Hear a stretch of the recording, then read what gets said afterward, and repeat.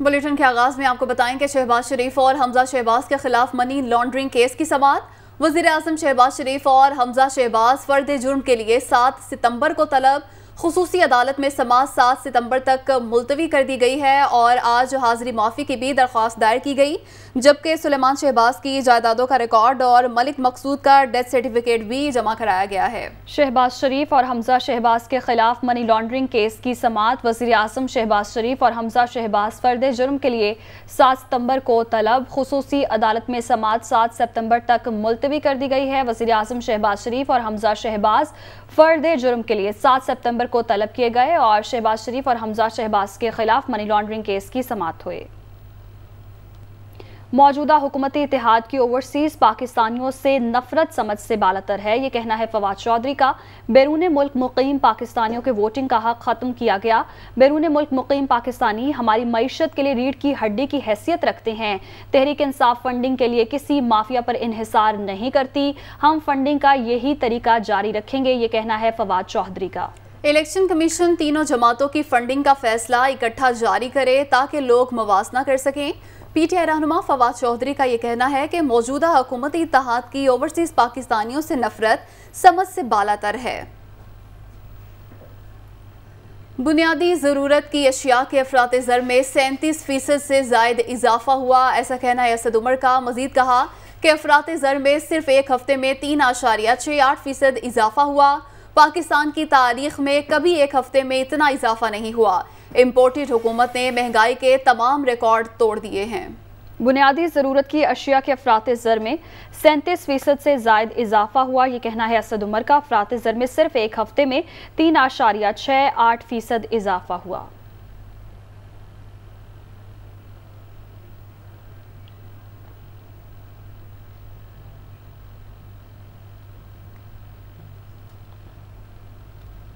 वज़ीर आज़म शहबाज शरीफ का सैलाब से मुतासरा इलाकों का दौरा एक बार फिर मुलतवी। वज़ीर आज़म की बलूचिस्तान रवानगी मौसम की शदीद खराबी के सबब मौखर हुई। वज़ीर आज़म ने सिंध, बलूचिस्तान, पंजाब समेत सैलाब से मुतासरा इलाकों का दौरा करना था। वज़ीर आज़म शहबाज शरीफ ने रेस्क्यू और रिलीफ के इक़दामात का जायजा भी लेना था। वज़ीर आज़म ने मुतासरा और ज़ख्मियों की इमदाद को 50,000 से बढ़ाकर 2 लाख करने की हिदायत जारी की। वज़ीर आज़म शहबाज शरीफ का सैलाब से मुतासरा इलाकों का दौरा एक बार फिर मुलतवी। वज़ीर आज़म की बलूचिस्तान रवानगी मौसम की शदीद खराबी के सबब मौखिर हुई।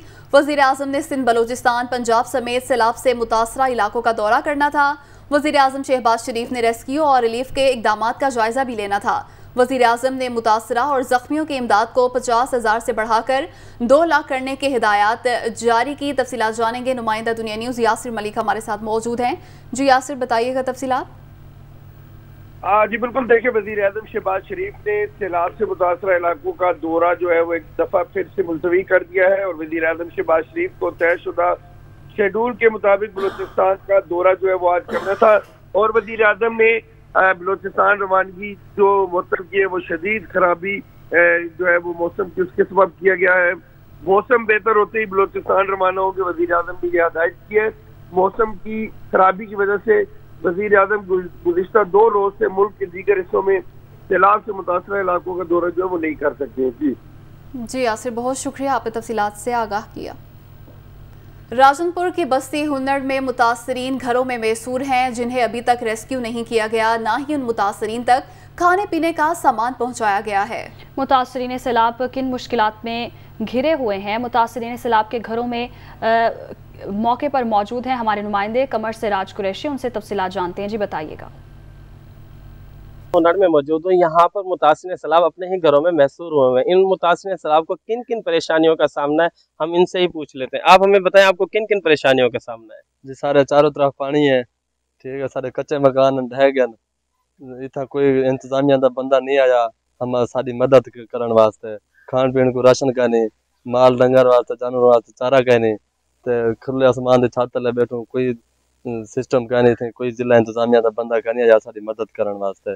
ना राशन है ना पानी है, बंदे भूखे मरदे पे, छोटे छोटे बच्चे न बीमार हैं, माल जानवर बीमार है, कोई जिला इंतजामिया का बंदा नहीं आया सारी मदद करने वास्ते। जी, जैसा कि इन्होंने बताया कि इस वक्त हम अपने घरों में महसूर हुए हैं, हमें अभी तक रेस्क्यू नहीं किया गया और हमारे पास कुछ ऐसा है नहीं कि हम महफूज मकामात पर पहुंच सकें, जबकि हम अपने ही घरों में महसूर हुए हैं। इस वक्त हमारे घर मुकम्मल तौर पर बोसीदा हो चुके हैं। जिले इंतजामिया की तरफ से हमें एक टेंट भी नहीं दिया गया ताकि हम अपने सरों को छुपा सकें, क्योंकि हमारे साथ खवातीन हैं, नौजवान बच्चियां हैं जो खुले आसमान तले हमारे साथ रह रही हैं, लेकिन जिले इंतजामिया की तरफ से हमारी कोई भी मदद नहीं की गई।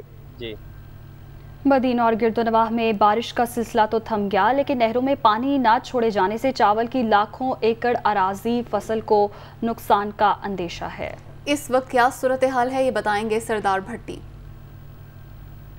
जी, हालिया बारिशों की वजह से बदीन में चावल की फसल जो है ज्यादा मुतासर हुई है। मैं आपको बताता चलूं कि बदीन जिले के अंदर जो चावल की फसल जो है लाखों एकड़ पर जो काश्त की जाती है, इस वक्त नहरी पानी जो है वो भी बंद किया हुआ है। महकमा आपाशी का कहना है कि नहरी पानी बंदिश की वजह सिर्फ ये है कि जो बरसातें थी उनकी वजह से नहरों की जो पुश्तें और बंद कमजोर हो जाते थे, इसकी वजह से हमने नहर में पानी नहीं छोड़ा। अगर खुदा ना खास्ता कहीं से टूटे तो अवरफुलू ना करे, नुकसान ना हो। लेकिन दूसरी जानब आबादगार तंजीमों का यह कहना है कि इस वक्त अगर बरसात तो कम हो चुकी है लेकिन अभी तक नहरों में पानी नहीं छोड़ा गया, तो चावल की जो फसल है, आप मेरे बैकग्राउंड में देख रहे होंगे इस वक्त ये चावल की फसल जो है हमारे पास बम्पर क्रॉप जो है इसको कहा जाता है। हमारे पास चावल का स्टेट भी बदीन को कहा जाता है। इस वक्त जगह जगह पनीरी भी काश्त हो रही है और इसका जो पनीरी काश्त की गई है चावल की वो भी जलना शुरू हो चुकी है और कहीं पर तो इतनी बड़ी हो चुकी है कि वो खराब हो चुकी है। इस वक्त आबादगारों का ये भी कहना है अगर वक्त पे ये पानी ना छोड़ा गया और वक्त पे ये बुआई ना हुई तो औसतन पैदावार जो है पर एकड़ की उसमें भी बड़ी कमी होगी। इसलिए यहाँ के आबादगारों ने जो है मुतालबा किया है कि जल्द से जल्द नहरों में पानी छोड़ा जाए ताकि जो चावल की फसल है वो अपने टाइम पे हो और यहाँ के लोग जो है वो माशी तौर पर जो मजबूत हो। जी, वज़ीर आला पंजाब का कहना है कि स्पीकर के इंतखाब में जीत और डिप्टी स्पीकर के खिलाफ तहरीक अदम एतमाद की कामयाबी इमरान खान के बयानी की फतह है।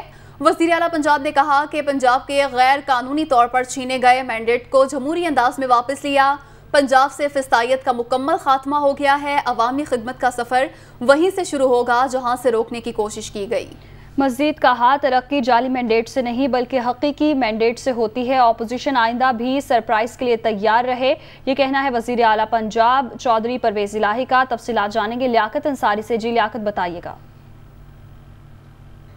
परवेज़ इलाही ने पंजाब असम्बली के ऐवान में स्पीकर के इंतखाब में कामयाबी और डिप्टी स्पीकर के खिलाफ तहरीक अदम एतमाद की कामयाबी पर जो है उसे इमरान खान के बयानी की फतह करार दिया और कहा है कि पंजाब के गैर कानूनी तौर पर छीने गए मैंडेट को जमहूरी अंदाज से हमने वापस लिया है। ये अवाम की हकीकी फतह है और पंजाब से फस्तायत का मुकम्मल खात्मा हो गया। उन्होंने कहा कि अवामी खिदमत का सफर वहीं से शुरू होगा जहां से रोकने की मजमूम कोशिश की गई। चौधरी परवेज़ इलाही का कहना था कि तरक्की जाली मैंडेट से नहीं बल्कि हकीकी मैंडेट से होती है और हमने हमेशा आइन और कानून का एहतराम किया है। वज़ीर आला पंजाब चौधरी परवेज़ इलाही का कहना है कि सूबे को सही मानों में जमहूरी अंदाज से चलाएंगे। अपोजिशन वावेला करने के बजाय अवामी मैंडेट का एहतराम करे। अपोजिशन आइंदा भी सरप्राइज के लिए तैयार रहे। जी, बहुत शुक्रिया लियाकत अंसारी, आपने अपडेट किया। मुस्लिम लीग नून के रहनुमा मोहम्मद जुबैर का कहना है कि बरतानवी अखबार बता रहा है किस तरह चैरिटी का पैसा पीटीआई के अकाउंट्स में मुंतकिल हुआ। अगर फाइनेंशियल टाइम्स की रिपोर्ट गलत है तो इमरान खान उनके खिलाफ केस करें। फॉरेन फंडिंग का सवाल बार बार करेंगे आप सादिक और अमीन हैं तो असासों का जवाब दें। वो इस्लामाबाद में मीडिया से गुफ्तगू कर रहे थे। फाइनेंशियल टाइम्स क्या कह रहे हैं?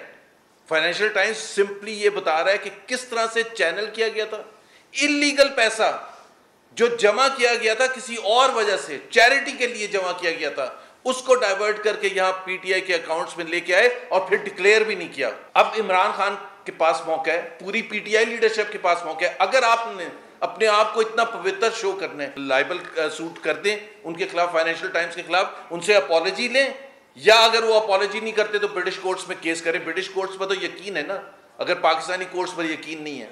ये नहीं हो सकता कि हमारी तमाम लीडरशिप 4 साल तक जेलों में जाए, अकाउंटेबिलिटी के केसेस हों, रेफरेंसेस फाइल हों। नैब के उस फैसिस्ट ऑर्गेनाइजेशन के under the leadership of Imran Khan हमने सब कुछ भुगता, लेकिन अब इमरान खान साहब से भी हम सवाल करेंगे। तो भाई अगर आप सादिक और अमीन है तो आके बता देना।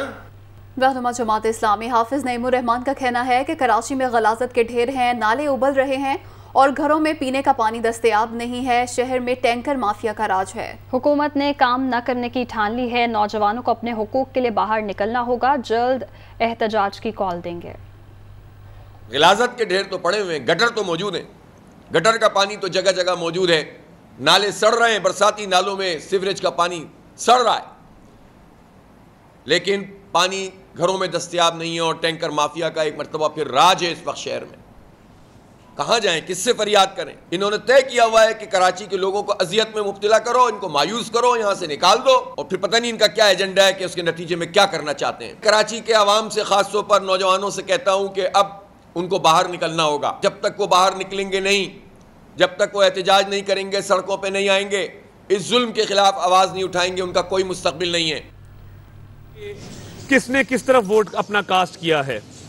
तो आज लाहौर हाई कोर्ट आए हैं, रात को नहीं आए, ये मैं तस्लीम करता हूं, हम रात को नहीं आए। हम ये बिल्कुल नहीं करना चाहते थे कि रात को कोर्ट खोलो, ये एक ट्रेंड बन गया इस मुल्क में। 4 बंदे दीवार फलांगते हैं और कहते हैं कोर्ट खोलो। हम कोई काम उजलत में नहीं करना चाहते थे।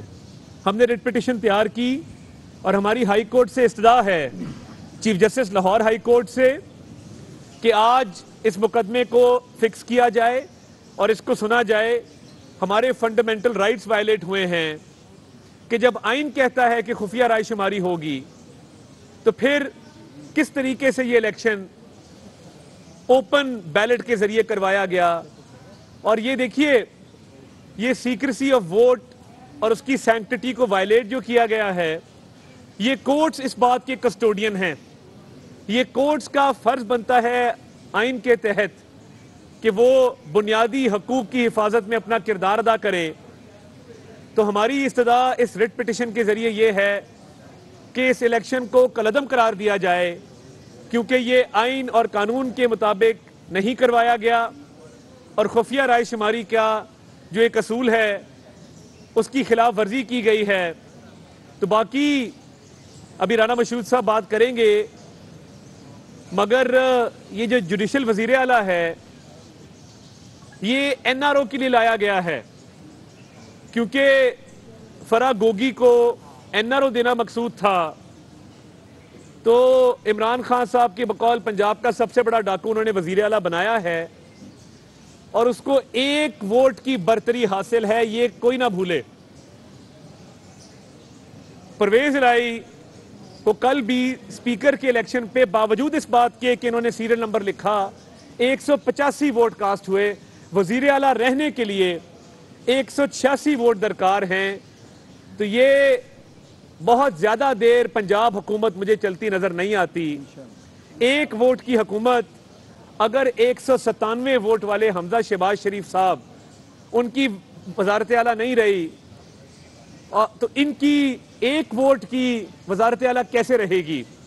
ये चंद दिन के मेहमान हैं, ये धांधली करें, ये जाती मुलाजमों को बड़ी बड़ी पोस्टों पे लगाएं, ये अपने बेटे मोनस के लिए दोबारा से करप्शन का बाजार गर्म करें और फराह गोगी को एनआरओ दें। मगर मैं आपको ये भी बता दूं, बतौर मुआवने खुसूसी और वफाकी वजीर मैं लाहौर बैठा हूं और इंशाअल्लाह जो एहतसाब का अमल है वो जारी रहेगा, वो रुकने नहीं पाएगा।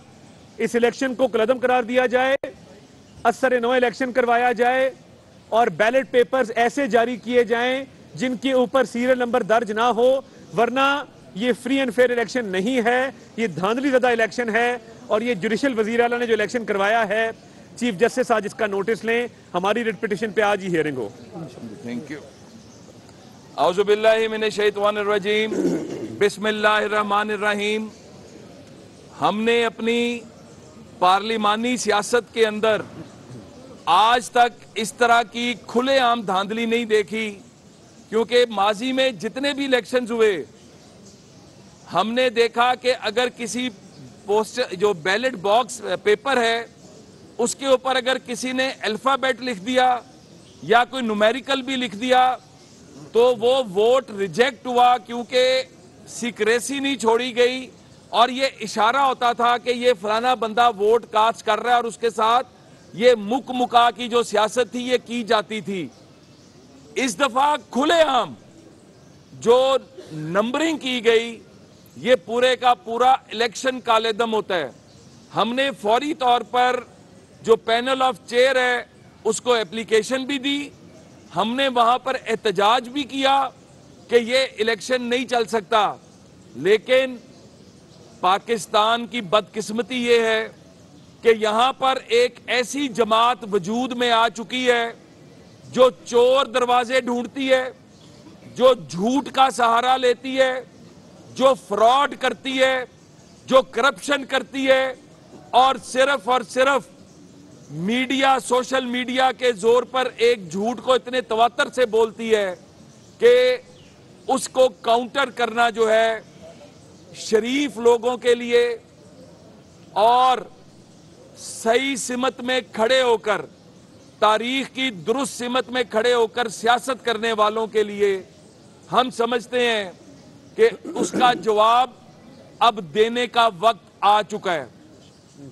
अब पाकिस्तान को अगर बचाना है तो इन गोगियों और गोगों का कड़ा एहतसाब करना होगा। आज मैं यहां पर यह भी पूछना चाहता हूं इस हाई कोर्ट में खड़े होकर कि हम अगर हमारा जो 3 माह का दौर रहा उसके अंदर हमने कोई गलत पोस्टिंग या ट्रांसफर की हो तो बताएं, मेरिट के ऊपर काम किया। वफाक ने, शहबाज शरीफ की हुकूमत ने अगर कोई अमेंडमेंट्स लाए तो फौरी तौर पर अदालतें सुओ मोटो नोटिस लेने पर आ गईं। पिछले 2 दिन के अंदर जो सैकड़ों हजारों तबादले किए जा रहे हैं, जो गैर कानूनी इकदामात किए जा रहे हैं, पंजाब के अवाम भूख से मर रहे हैं, उनको सब्सिडी नहीं दी जा रही। ऐलान क्या किया जा रहा है कि अरबों रुपया हम अपने MNAs, MPAs को देने जा रहे हैं। ऐलान क्या हो रहे हैं कि खरबों रुपया हुकूमत का पैसा अपने लोगों को खरीदने पे लगाया जा रहा है। तो कहां पर है ये अदालतें? आज क्यों सुओ